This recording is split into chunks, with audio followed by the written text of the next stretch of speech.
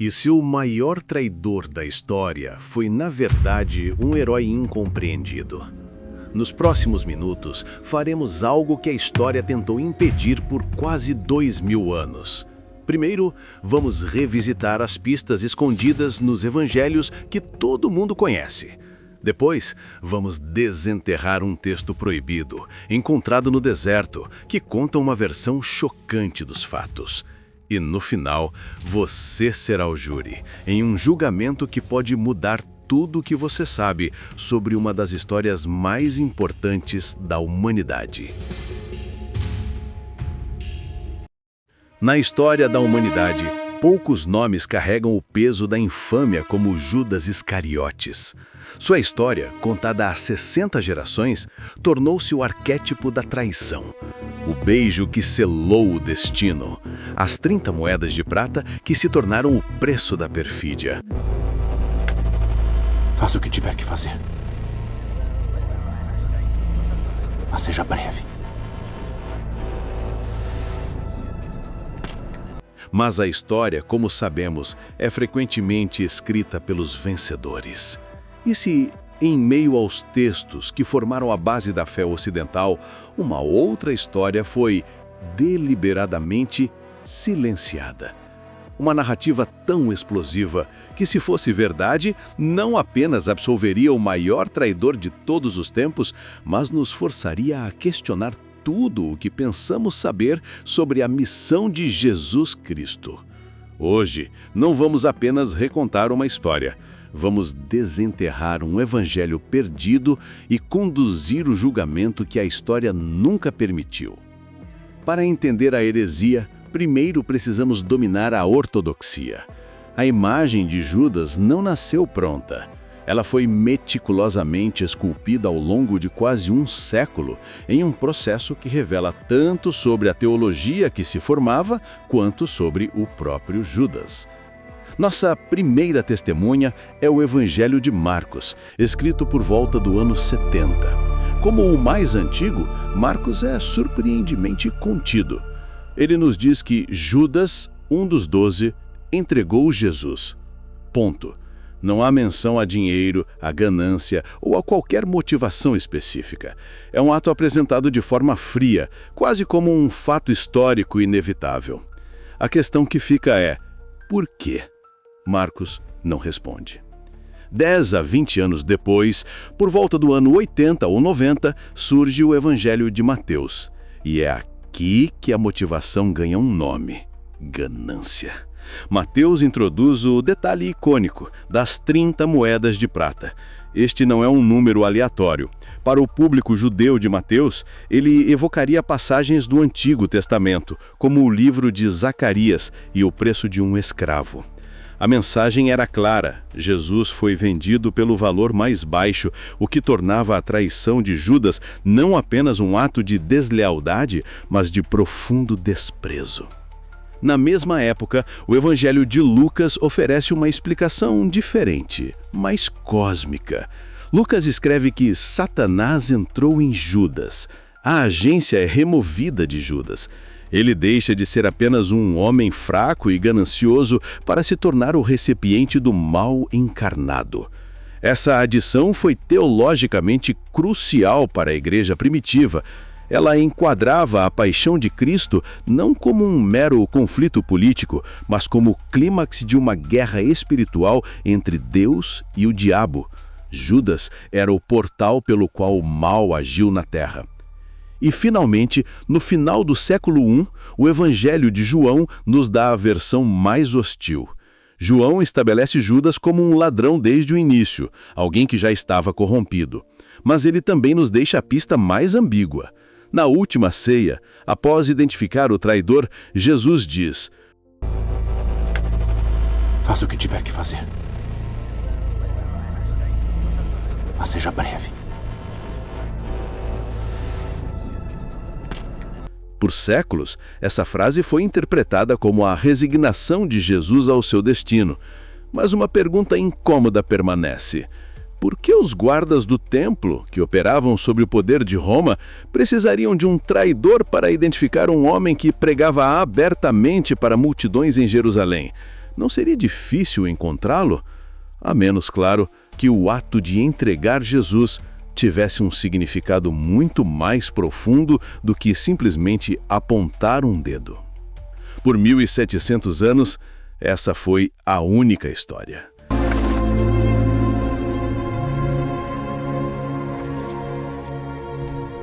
Mestre.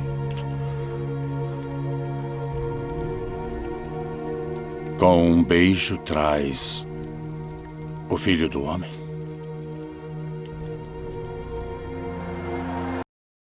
Até que em 1978, o deserto egípcio decidiu revelar um de seus segredos. Em uma caverna perto da cidade de Elminha, um códice de papiro envolto em couro foi encontrado. Conhecido hoje como Codex Chacos, este manuscrito embarcou em uma jornada tortuosa, passando por antiquários e cofres de banco, sofrendo com o tempo e a negligência, quase se desintegrando em pó. Mas o que ele continha era uma bomba relógio histórica. Entre os textos havia um evangelho cujo nome era conhecido apenas através dos ataques furiosos de seus detratores. Por volta do ano 180, o bispo Irineu de Leão, um dos primeiros grandes arquitetos da doutrina cristã, escreveu sua obra monumental, Contra as Heresias. Nela, ele denunciava ferozmente um grupo que chamava de gnósticos e mencionava um de seus textos mais blasfemos, um tal de Evangelho de Judas, que, segundo ele, celebrava o traidor como um herói iluminado. A obra de Irineu foi tão bem sucedida na sua campanha que o texto desapareceu completamente. Até agora. Em 2001, o Codex foi finalmente resgatado. A National Geographic Society liderou um esforço global reunindo papirologistas, historiadores e teólogos para uma tarefa monumental: restaurar e traduzir os fragmentos. A datação por radiocarbono situou o papiro físico por volta de 280 d.C. No entanto, a análise linguística revelou que se tratava de uma tradução para a língua copta de um original grego, muito mais antigo, composto em algum momento entre os anos 130 e 170. Isso significa que esta outra história de Judas estava circulando ao mesmo tempo em que a Igreja de Roma lutava para estabelecer quais evangelhos seriam considerados sagrados e quais seriam queimados como heresia. O que este evangelho proibido revela é uma teologia radicalmente diferente. Este não é um drama sobre pecado e redenção, mas sobre gnosis, conhecimento secreto. No pensamento gnóstico, o mundo material não foi criado pelo Deus verdadeiro e transcendente, mas por uma divindade inferior e ignorante, o demiurgo. A humanidade carrega dentro de si uma centelha do Deus verdadeiro, mas está aprisionada neste mundo material, esquecida de sua verdadeira origem. A salvação não vem pela fé ou pelo perdão dos pecados, mas pela gnosis, o conhecimento que desperta essa centelha e a liberta. Nesse contexto, Jesus é um mensageiro do reino divino, vindo para transmitir esse conhecimento libertador. E segundo este evangelho, o único discípulo que realmente compreendeu essa mensagem foi Judas. Jesus diz aos outros discípulos: vocês não são da minha estirpe, mas a Judas ele diz, em particular: afaste-se dos outros, pois eu lhe contarei os mistérios do reino. O clímax da revelação é a reinterpretação da traição. Não existe ganância, não existe maldade. O que existe é uma missão cósmica. Jesus revela a Judas que seu corpo carnal, o homem que o veste, é a última barreira que prende seu espírito divino a este mundo imperfeito. Para completar sua missão e retornar ao reino da luz, esse corpo precisava ser sacrificado.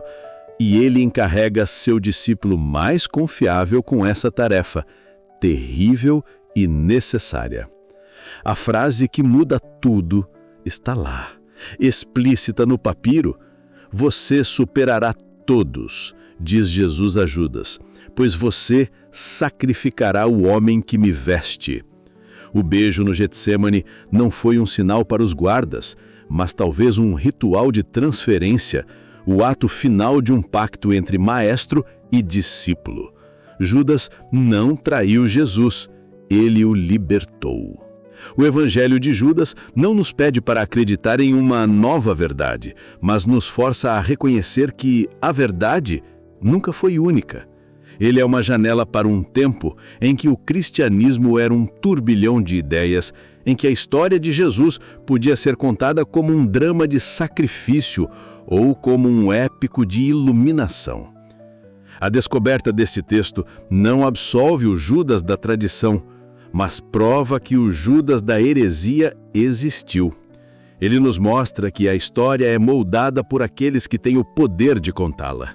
A narrativa do traidor foi essencial para a igreja que se ergueu, uma igreja baseada na fé, no pecado e na redenção através do sacrifício. A narrativa do iluminado era perigosa, pois sugeria que a salvação poderia ser alcançada através do conhecimento direto, sem a necessidade de padres ou bispos. O julgamento de Judas permanece aberto. Foi ele o peão de Satanás ou o agente de Deus?